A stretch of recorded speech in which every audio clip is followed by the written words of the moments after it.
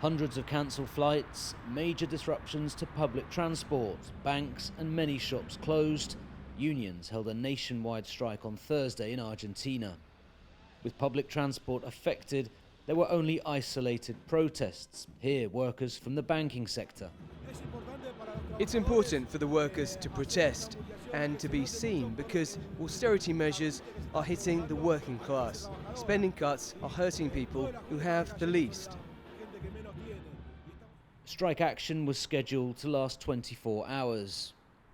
This is the second general strike trade unions have called in Argentina this year, a response to the austerity package, the economic reforms proposed by the libertarian president Javier Milei.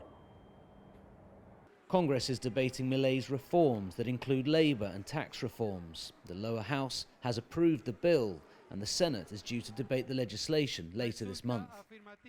Milei's infamous chainsaw approach, symbolising his plans to cut public spending, has already seen an impact. A major devaluation last December has seen inflation spike to nearly 300%.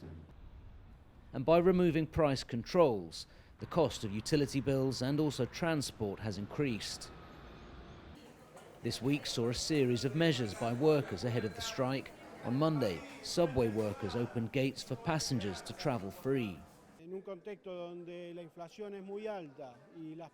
In the context of very high inflation and wage negotiations that are blocked by the government, the increase of what the workers pay to travel to and from work is very high. It eats up a large part of their salary. The government condemned the strike action, saying it prevented many people who wanted to go to work from doing so.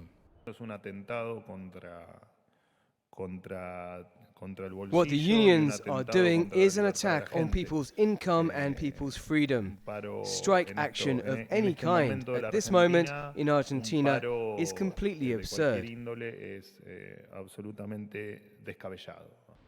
As Congress debates major reforms for Argentina's economy, the standoff between Argentina's powerful unions and the government is set to continue. Union leaders have suggested that if there are no negotiations, the next general strike will last 36 hours. Joel Richards, CGTN, Buenos Aires.